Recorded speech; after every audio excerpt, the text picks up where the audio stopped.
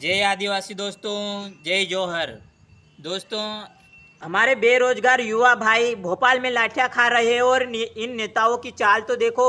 सिंधिया इधर रैली निकाल रहा है, वोटों की भीख मांग रहा है। अबे भीख मांगे।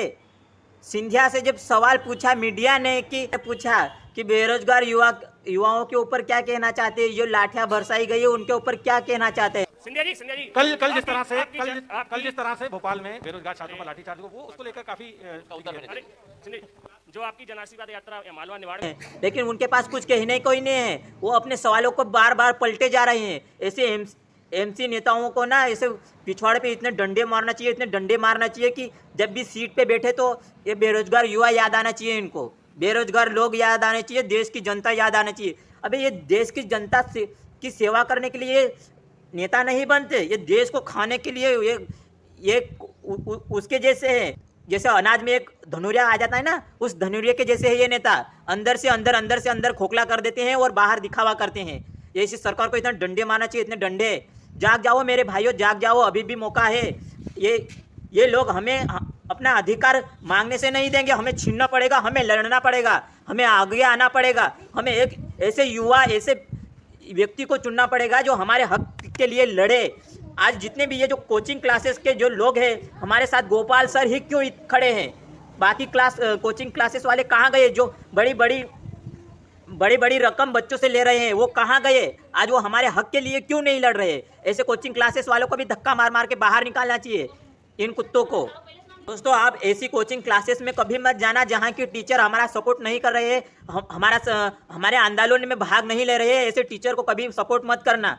उन्हीं कोचिंग क्लासेस को साथ दो जो हमको सपोर्ट करते हैं, हमें हमारा हक दिलाने की कोशिश कर रहे हैं। जैसे खान सर हो गए, खान सर हमारे साथ खड़े हैं, आज वो हमारे आंदोलन में भाग लेने के लिए तैयार है। वो कह रहे हैं कि हमें मतलब हमारा अधिकार जो है हमें मांगने से नहीं मिलेगा, हमें छीनना पड़ेगा और ये हमें करना ही पड़ेगा, हमें आगे बढ़ना पड़ेगा, जब भी हमारा उद्धार होगा। नहीं, जब एक किसान यहाँ खेत में दिन भर मेहनत करता है और अपने बच्चों को पढ़ाता है, इतने खून पसीने। दोस्तों, ये नेता लोग ये उन्हीं किसान का पकाया हुआ खाकर एक आराम की जिंदगी जी रहे हैं। जब एक किसान इतनी मेहनत करता है, अन्न पकाता है, धान पकाता है, और उन्हीं को ये मतलब वो कहावत तो सुनी होगी आपने कि जिस थाली में खाया उसी थाली में छेद कर रहे हैं। बस इसी के डिग्री के हैं ये लोग। बस यही लोग हैं जो उसी थाली में खाते हैं, उसी थाली में छेद करते हैं।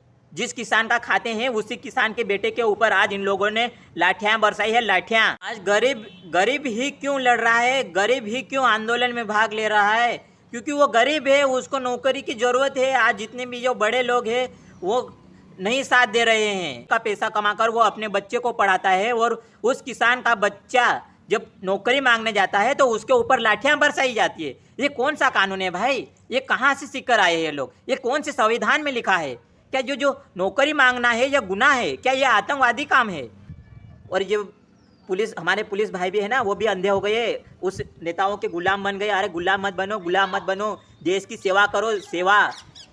इन जनता की सेवा करो, देश की सेवा करो, नेताओं के गुलाम मत बनो। अरे किसान भाई है, वो यहाँ पर घर पे परेशान हो रहे हैं, वो फसल बर्बाद हो रही है, फसल नहीं आ रही है, ऊपर से ये हमको सही दाम नहीं दे रहे हैं, और ऊपर से हमारे युवाओं को नौकरी नहीं दे रहे हैं। मतलब जितने भी हमारे अधिकार है ये लोग हमें हमारा अधिकार नहीं दे रहे हैं। मतलब यहाँ पर किसान पीट रहा है, वहाँ पर हमारा युवा पीट रहा है, हमारे युवा को पीटे जा रहा है। ये कौन सा अधिकार है? ये कौन से संविधान में लिखा है? ये किसने बोला कि ऐसा किया जाए? मतलब यहाँ पर बाप मार खा रहा है, वहाँ पर बेटा मार खा रहा है, और हमारे जितने भी गरीब भाई बंधु हैं वो बॉर्डर पे हैं। किसी भी अमीर बाप की औलाद बॉर्डर पे नहीं जाती। हमारे गरीब किसान का बेटा ही बॉर्डर पे जाता है, गरीब घर का बच्चा ही बॉर्डर पे जाता है। आज तक आपने सुना है क्या कभी कि इस नेता का बेटा बॉर्डर पे जाकर अपनी जान दे दी? नहीं दोस्तों, ये एक गरीब ही अपने देश की सेवा कर रहा है। लेकिन कल ये लोग हमारे घर आकर हमको अपने ही घर से निकाल देंगे। दोस्तों, ऐसा हो सकता है? आज ये खुले आम हमारे ऊपर लाठियां कर सकते हैं, कल आकर हमें हमारे घर से ही निकाल सकते हैं, हमारे ज़मीनों के ऊपर कब्जा कर सकते हैं। हमें जागरूक होना पड़ेगा भाइयों, हमें जागरूक होना पड़ेगा, हमारे लोगों को जगाना पड़ेगा, हमें आगे बढ़ना पड़ेगा, हमें अपना कदम उठाना पड़ेगा। दोस्तों, इस भोपाल आंदोलन के बाद हमारे धार के एक बेरोजगार युवा ने इस सरकार से तंगी आकर आत्महत्या कर ली। क्यों? ये क्यों हो रहा है? दोस्तों, अगर कोई और होता ना, कोई नेता मर जाता तो ये एक ब्रेकिंग न्यूज़ बन जाती, लेकिन उस बंदे के बारे में आज कहीं भी चर्चा नहीं चल रही है, कहीं भी उसके बारे में बातचीत नहीं हो रही कि उसने क्यों आज आत्महत्या क्यों की। वो बंदा, अगर ऐसे सभी छात्र आत्महत्या कर लेंगे तो देश का क्या होगा? मैं मेरे सभी बेरोजगार युवाओं से यही कहना चाहता हूं कि मेरे बेरोजगार युवा, मेरे बेरोजगार साथी, आप आत्महत्या मत करो, हम लड़ेंगे। ऐसे हमें आत्महत्या नहीं करना है, हमें लड़ेंगे। हमारा हक मांगने पर नहीं मिलेगा तो हम हमारा हक छीनेंगे। हाँ दोस्तों, छीनेंगे। इन नेताओं की इनके औकात दिखाएंगे। ये जो ज़्यादा उड़ रहे हैं ना, इनके पिछड़े पे डंडे मारेंगे, डंडे, कि इनको इनकी नानी याद आ जाएगी। इनको जब भी कुर्सियों पे बैठेंगे ना तो इनको ये बेरोजगार युवा ही याद आएंगे, कुत्तों को।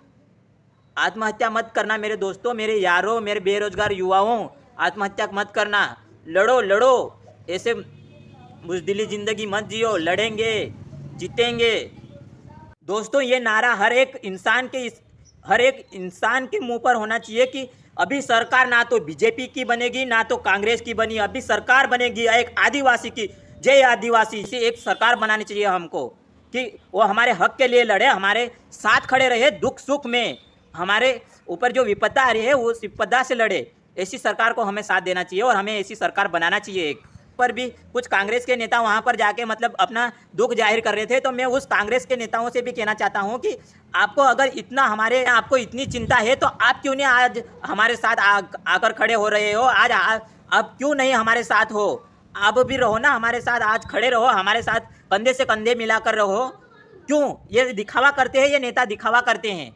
आज क्यों नहीं खड़े हो रहे लोग? ये अपना जब थोड़ी देर आते हैं, अपना दुख जाहिर कर देते हैं, फिर चले जाते हैं और फिर बाद में अपना पलड़ा पलट देते हैं। ये ऐसी सरकार को ना ऐसे कभी सपोर्ट मत करो। ये लोग सिर्फ दिखावा करते हैं, दिखावा। दोस्तों, इस वीडियो को ज़्यादा से ज़्यादा शेयर करो, ज़्यादा से ज़्यादा लोगों तक पहुँचाओ, ताकि उन्हें समझ में आ सके कि हम कहाँ गलती कर रहे थे, कहाँ गलती नहीं करनी है। हमें जागरूक होना है, हमें किस प्रकार हमारे हक के लिए लड़ना है। दोस्त, पसंद आए वीडियो तो लाइक सब्सक्राइब जरूर करना दोस्तों, और आगे जरूर शेयर करो।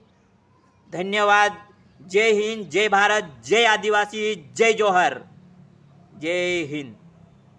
वीडियो का जो लाइक ने सब्सक्राइब ने घंटी जरूर दबाओ जी मारा भाई।